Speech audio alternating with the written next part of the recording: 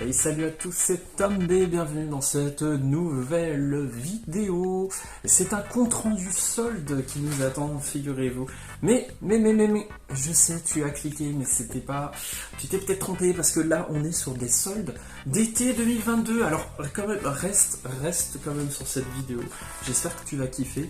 On a juste des achats Fnac et Cultura. Alors, je n'ai pas pris des dizaines et des dizaines de jeux comme beaucoup. Je me suis contenté de 5 titres. Alors j'espère quand même que ça va te donner envie, parce que j'imagine qu'il y en a certains que tu as achetés il y a quelques mois. Mais peut-être que ça va te donner envie justement de les déplister et puis d'y jouer. Pourquoi pas. Ça commence... je casse un peu. On commence donc avec le Disney Magical World 2 que j'avais pu acquérir il y a environ 12€. C'était sur le site Cultura. Ouais, j'avais noté, et donc le Disney Magical World 2, c'était 13€, excusez-moi. Donc il y avait le premier à l'époque sur 3DS, et ils l'ont ressorti, il me semble, sur Switch, et donc voilà, il y a la suite. Le 2 qui est sorti donc... Ah bah là il le note pas directement. Bon, le jeu il a 1 ou 2 ans, c'est franchement un jeu plutôt sympathique. Alors, c'est plutôt casual gamer évidemment, hein, donc on va découvrir l'ensemble, enfin de très nombreux univers Disney. Donc voilà, il y a plus de 100 personnages Disney notamment. Alors moi je n'y joue pas, c'est plus la petite qui joue avec la maman. Le jeu d'ailleurs, la cartouche n'est même pas là, je sais pas où elle est. Bon, c'est pas grave, en tout cas sachez que... ils s'amusent bien sur ce jeu, apparemment c'est plutôt cool, et les critiques sont bonnes, donc voilà, je voulais leur faire plaisir. Voilà, on a du Ariel, on a la Reine des Neiges notamment, on a Mickey, Minnie, qui c'est qu'on a à côté, on a Peter Pan, je vois Peter Pan, Lilo et Stitch, etc. Donc il y a de nombreux univers, en tout cas. Ensuite, toujours sur Cultura, on a le Super Monkey Ball Banana Mania. Alors ça, franchement, c'est trop cool. C'était 13€ aussi sur le site Cultura. Alors déjà sur la version PS4, tu as la mise à niveau gratuite pour la PS5. Une fois que tu auras réussi à choper la console, bon courage, encore une fois, à moins de mettre 700€ dans ces fameux packs. Franchement, c'est... carton rouge Sony avec ce système de pack, je trouve ça scandaleux, vraiment. Mais bon, que voulez-vous, ça se vend, donc ça continue.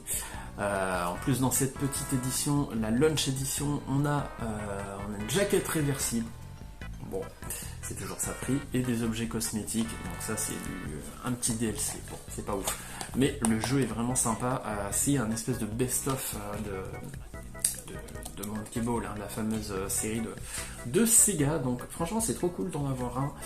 Voilà, sur les consoles récentes, c'est mon premier depuis la génération PS2 il me semble, hein, donc franchement je suis bien content de l'avoir eu. Voilà, pour uniquement 13€. Ensuite, on a que du jeu Switch.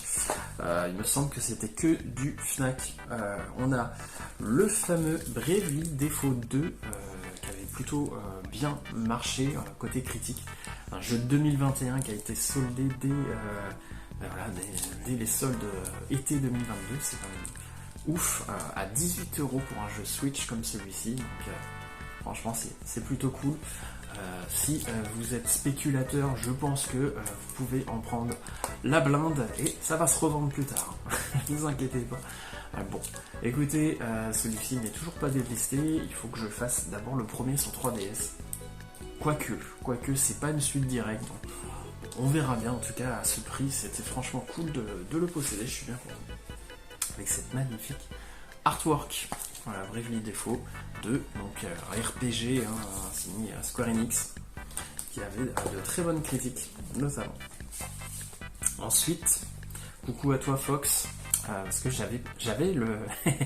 je l'avais pas présenté, je vous l'avais caché, donc le Deadly Premonition 2, j'avais fait le premier sur PS3 il y a 2-3 ans, maintenant.